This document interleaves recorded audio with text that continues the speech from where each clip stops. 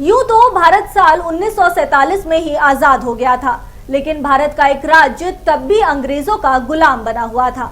जहां एक तरफ भारत अपनी स्वाधीनता को बड़े ही गर्व से मना रहा था, वहीं भारत का एक राज्य अंग्रेजों के बेड़ियों में इस तरह जकड़ा हुआ था कि वहां के लोगों के पास किसी भी तरह का कोई अधिकार नहीं था। और तब भारतीय सेना के 30,000 जवानों ने मिलकर वहां के लोगों को उस गुलामी से आजादी दिलाई और भारत का एक अटूट अंग बना दिया।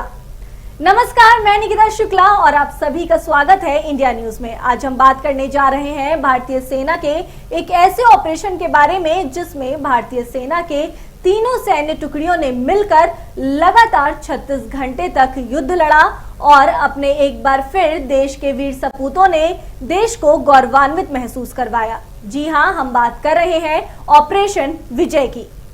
ये कहानी है साल 1961 की, जब भारतीय सेना ने 19 दिसंबर 1961 में गोवा को पुर्तगाली शासन से आजादी दिलाई थी।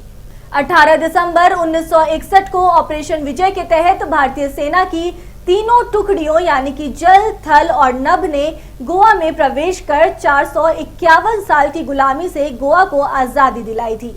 इस युद्ध में भारत और पुर्तगाल की सेना के बीच लगभग 36 घंटे तक लगातार युद्ध चला और आखिरकार पुर्तगाली सेना ने भारत के सामने घुटने टेक दिए। भारत के प्रयास का ही परिणाम था कि गोवा को 30 मई 1987 को राज्य का दर्जा मिला। यही वजह है कि हर साल 19 दिसंबर को गोवा में मुक्ति दिवस के रूप में आजादी का जश्न मनाया जाता है। बता दें कि ब्रिटिश और फ्रांस के सभी औपनिवेशिक अधिकारों के खत्म होने के बाद भी भारतीय उपमहाद्वीप, गोवा, दमन और दीव ने पुर्तगालियों का शासन था। भारत सरकार की बार बार बातचीत की मांग को पुर्तगाली ठुकरा दे रहे थे, जिसके बाद भारत सरकार ने ऑपरेशन विजय के तहत सेना की छोटी टुकड़ी भेजी, जिसमें कुल 30,000 जवान शामिल थे।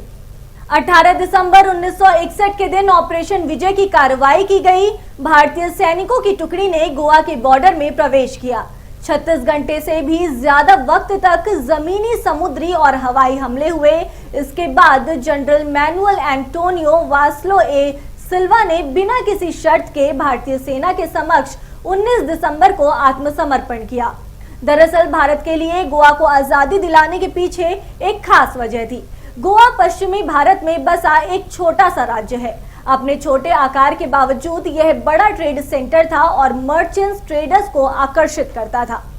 प्राइम लोकेशन की वजह से गोवा की तरफ मौर्य, सातवाहन और भोज राजवंश भी आकर्षित हुए थे। 350 ईस्वी में गोवा बहमानी सल्तनत के अधीन चला गया, लेकिन 1370 में विजयनगर साम्राज्य ने इस पर फिर से शासन जमा लिया। विजयनगर साम्राज्य ने एक सदी तक इस पर तब तक आधिपत्य जमाए रखा जब तक कि 1469 में बहमानी सल्तनत फिर से इस पर कब्जा नहीं जमा लिया। अंत में आपको बताते चलें कि भारत के आजाद होने के करीब 14.5 साल बाद गोवा आजाद हुआ था और भारतीय सेना के बलिदान और श्रम के साथ साथ इसके पीछे स्वतंत्रता की मशाल जलाने वाले डॉक्टर राम मनोहर लोहिया थे। अगर आपको हमारा ये वीडियो पसंद आया हो तो चैनल को लाइक, शेयर और सब्सक्राइब करना मत भूलिएगा। तब तक के लिए धन्यवाद।